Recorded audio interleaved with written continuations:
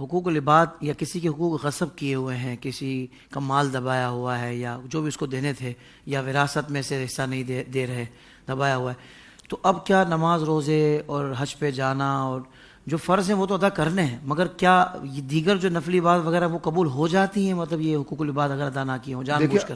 دیکھیں اگر اسی مال سے وہ کر رہا ہے جو اپنی بہنوں کا یا اپنے بھائیوں کا مال ہے، تو یہ پھر اس کی قبولیت کس طرح متصور ہو سکتی ہے حج کی؟ صحیح، کہ مال وہ حرام ہے، اس کا ہے نہیں اپنا، تو وہ غصب کر رہا ہے اس کی۔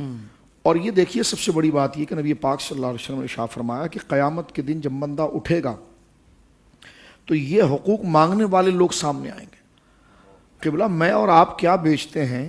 ایک مجاہد فی سبیل اللہ جس نے اخلاص سے اللہ کی راہ میں جان دی ہے، اور حافظ صاحب قبلہ اس کی شہادت اللہ کی بارگاہ میں مقبول ہوئی ہے۔ مسند امام احمد میں موجود ہے کہ جب وہ جنت میں جا رہا ہوگا نا تو باقاعدہ جس کا قرضہ اس نے لیا ہے وہ جنت کے دروازے پر اس کو روکیں گے۔ ہو ہمارا تو کچھ نہیں پتا، وہ اس کی تو مقبول شہادت ہے اور وہ جنتی ہے۔ اس کو راستے میں روک کر کہیں گے یا اللہ اس نے ہمارا مال لیا تھا اور یہ ہمارا مال اس نے زندگی میں واپس نہیں کیا، نہ وصیت کی اس کی، تو اللہ رب العالمین وعدہ کر چکا ہے اس کی جنت کا، تو پھر اللہ رب العالمین جل وعلا اس کا اپنا ذمہ لے کر ان کا قرض بطور اجر کے ان کو عطا فرما دے گا اور اس کو جنت میں داخل کرے گا۔ تو گویا کہ جو جنتی تھا اس کے لیے یہ حال ہے۔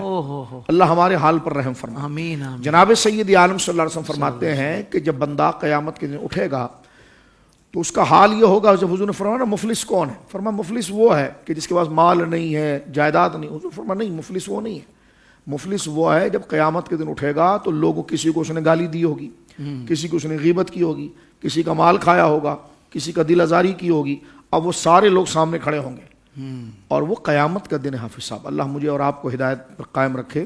حضور سید عالم بیٹھے ہوئے، دو بکریاں آپس میں لڑ رہی تھیں دور کہیں، اور ایک بکری نے دوسرے کو سنگ مارا تو حضور نے مسکرایا، تو صحابہ کرام نے کہا کہ حضور یہ آپ مسکرا کیوں رہے ہیں؟ فرمایا نہیں، ان کے جھگڑے پر نہیں مسکرا رہا ہوں، اللہ کے عدل پر مسکرا رہا ہوں کہ قیامت کے دن اس جانور کو بھی اللہ کے سامنے لایا جائے گا اور اس سنگ کا بدلہ اس دوسرے جانور سے دلا کر ان کو ختم کیا جائے گا۔ اللہ اکبر۔ اب آپ دیکھیے یہ اللہ رب العالمین جل وعلا کے عدل کا یہ نظام ہے کہ جہاں پر یہ چیزیں بھلائی نہیں جائیں گی۔ جیسا جامع ترمذی کی حدیث ہے کہ 4 چیزوں کا سوال کا جواب دیے بغیر نہ پیر چھوٹے گا، نہ مرید چھوٹے گا، نہ عالم چھوٹے گا، نہ مقتدی چھوٹے گا۔ وہ 4 سوال اس سے پوچھے جائیں گے اور اس سے پوچھا جائے گا جناب تجھے عمر ملی تھی کہاں لگائی تو نے؟ یہ جو مال تو لے کر آیا تھا یہ مال کہاں سے لایا تھا؟ یہ اللہ پوچھے گا۔ اور یہ مال تو نے خرچ کہاں کیا تھا؟ علم کتنا حاصل کیا؟ اللہ، اور یعنی ہماری معرفت کا علم، ہمارے دین کا علم، اپنی پیدائش کا مقصد، جی جی جی جی، جس وجہ سے تجھے پیدا کیا تھا، کتنا علم حاصل کیا اور اس پر تو نے کتنا عمل کیا؟ یہ 4 سوال کے جواب۔ اللہ، اور یہ 4 سوال کے جواب کے لیے مجھے اور آپ کو 60 سال کی زندگی ملتی ہے، 50 سال کی زندگی ملتی، 80 سال کی زندگی ملتی، لیکن کبھی ہم مڑ کر اس سوال کے ایک سوال 4 میں سے ایک سوال کی طرف بھی غور نہیں کرتے ہیں۔ اور یہ تو پیپر آؤٹ ہو چکا ہے، سوال آپ کے سامنے آ چکے ہیں، لیکن یہ پوچھا جائے گا، یہ رب کا کہا۔ حضور فرماتے ہیں کہ مسکین وہ ہے کہ جب قیامت کے دن ایک بندہ اٹھے گا تو جب اس کو کسی کو اس نے گالی دی ہوگی، کسی کے دل آزاری کی ہوگی، کسی کا مال کھا لیا ہوگا، کسی کے جائیداد کو ضبط کر لیا ہوگا، کسی کے گھر پر اس نے جعلی کاغذ بنا کر اس پر قابض ہو گیا، لوگوں کا مال کھاتے رہے۔ اب آپ اس کو دیکھیے کہ اس طرح کے غصب کے سلسلے جب شروع کیے گئے ہیں تو حضور سید عالم صلی اللہ علیہ وسلم ارشاد فرماتے ہیں کہ پھر اس کی جو نیکیاں ہیں نا وہ اس وقت اس کے بدلے میں دی جاتی۔ جیسا نہیں جب لاس ہو جائے، بھائی آپ کے کہنے پر تو میں نے سودا کیا تھا، اچھا بھائی میرے پاس تو یہ فلیٹ ہے بیچ دو اور یہ جو مال ہے تمہارے لے جاؤ، ٹھیک ہے جی۔ تو اب اس کی جو نیکیاں ہوں گی، اور کون سی نیکیاں؟ جو قبول ہو گئی ہیں۔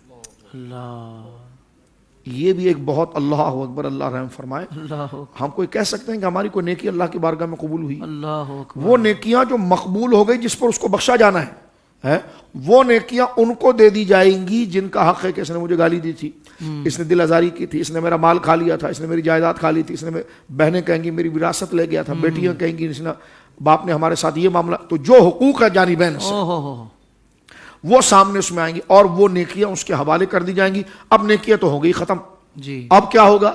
ابھی بچ گئے جناب ڈھیر سارے لوگ، ان کے وہ گناہ جو جہنم میں لے جانے والے ہیں وہ اس کے سر پر ڈالے جائیں گے اور ان کا بوجھ ہلکا کیا جائے گا۔